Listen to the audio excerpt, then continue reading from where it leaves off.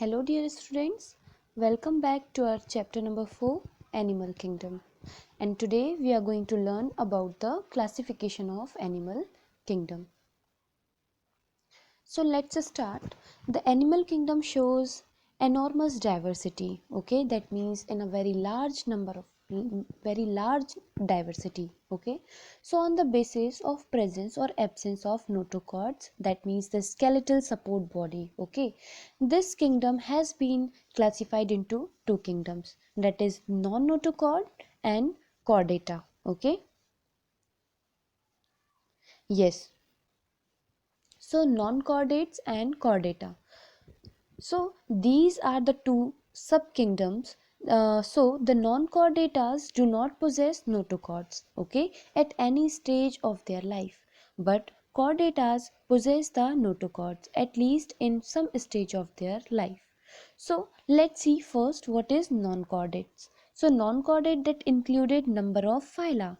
So the major phyla are like Protozoa, Porifera, Canidria, Colentrates, Phyllothelamints, Nematoda, Annelida, Molluscus, Arthropoda, Echinodermata, Hermiscoda. So all these are known as the phyla of non-chordates. Okay. So according to the modern classification, development of mouth and anus during embryogenic stage is the important event to serve as the basic of classification of animal. So the modern classification of animal kingdom, it is given by Storer and Usinger in the year 1983. It is the most acceptable modern classification of animal. They have classified animal kingdom into 31 phylum, and these are followings. So I'll show you. See here. Yes. This is the complete classification of kingdom, animal kingdom. So I'll show you. See here. Yes. Like Monera, Protista, Fungi, Plantae and Animala. So we'll have to read Animala, okay? So see here. Yes? Yes. So let's start with Mesozoa and Parazoa and Eumetozoa. So first is Mesozoa. What is Mesozoa? So this is the group of animal which are worm like microscopic and endoparasitic.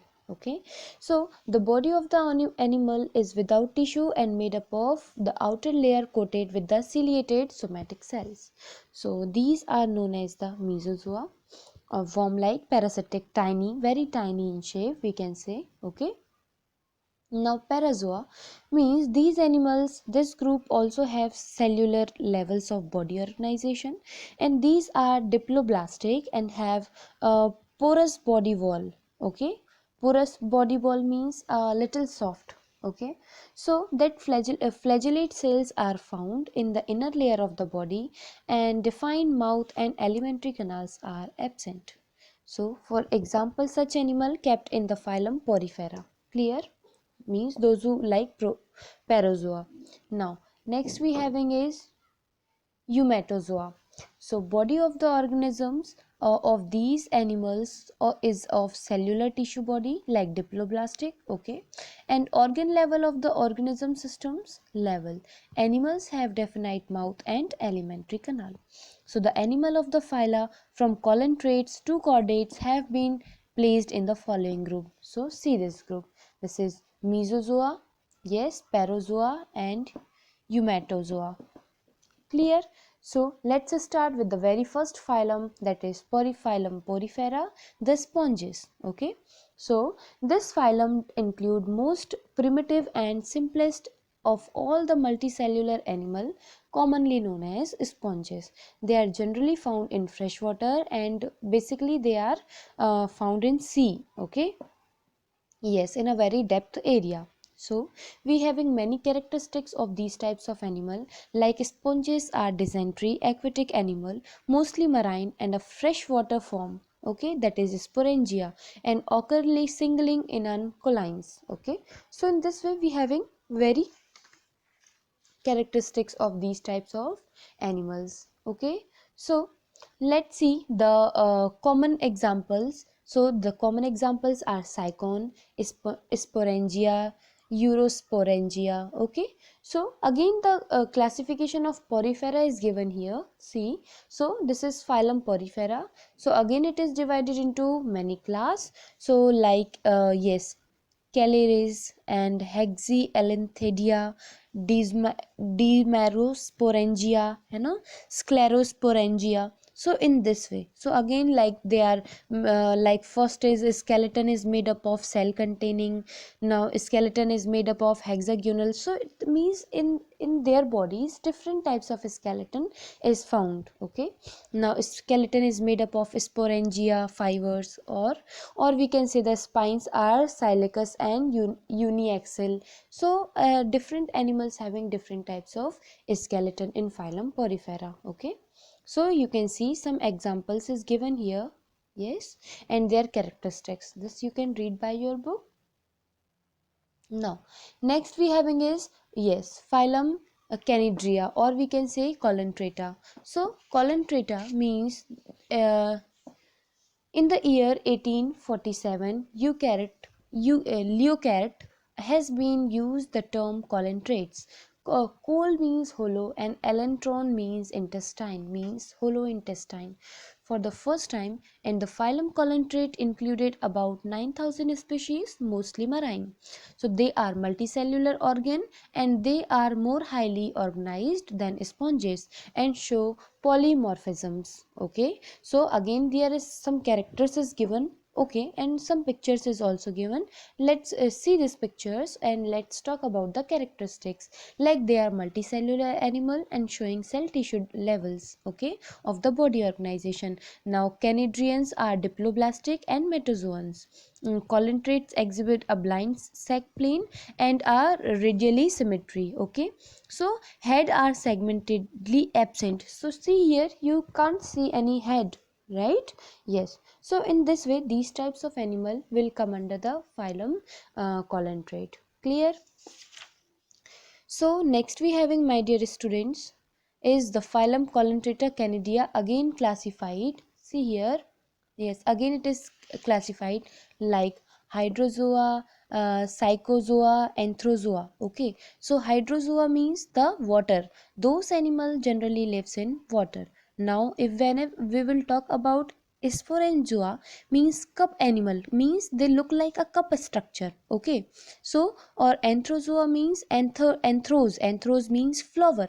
So generally these flowers showing some flowery structure on their body. See here, here some animals is given, right? So in this way they categorized in the three classes. Now so study of representative animal like hydra, yes, they generally found in water. Yes, no, obelia, see here, they are looking like a flower. See, so it lives in a shallow coastal water of all the seas. It is carnivorous.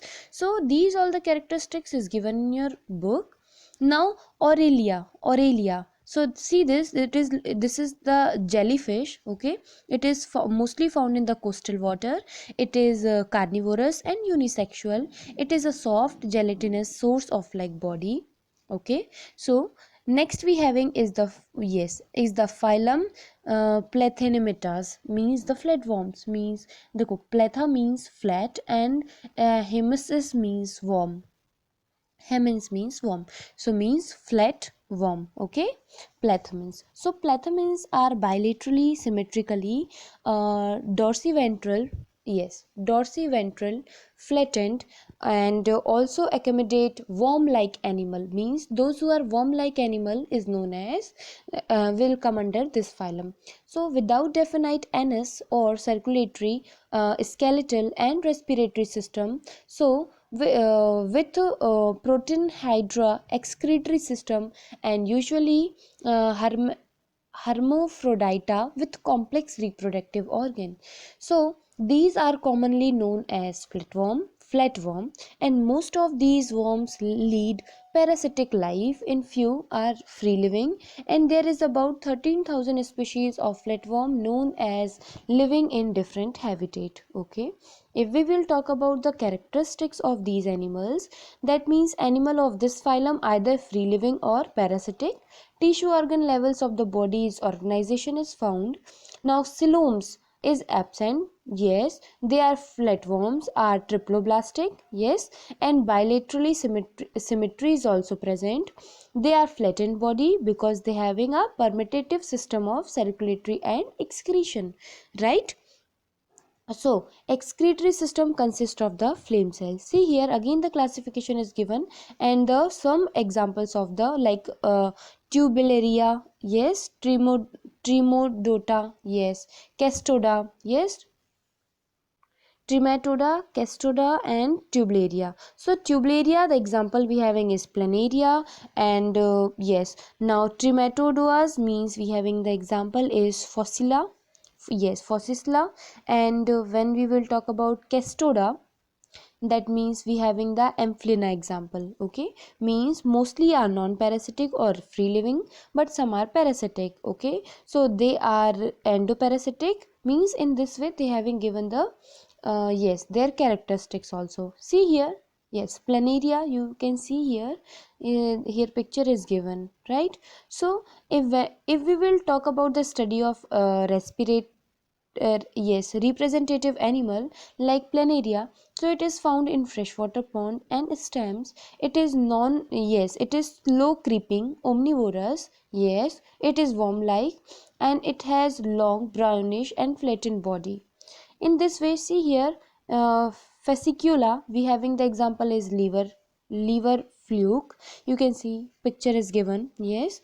So it is usually live rot in animal, so their body is soft, flattened, and leaf like. The anterior end of the body is in the form of conial projection, that is called the head lobe. Okay, so see here, next we having is Taniasolium, that is for example we having is tapeworm. So it is commonly known as pork tapeworm. It is found in the body of pig and human gut.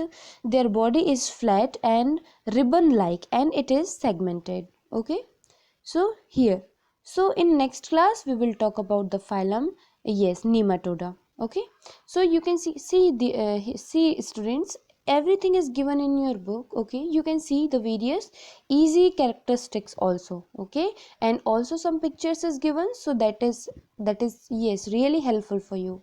Okay, thank you.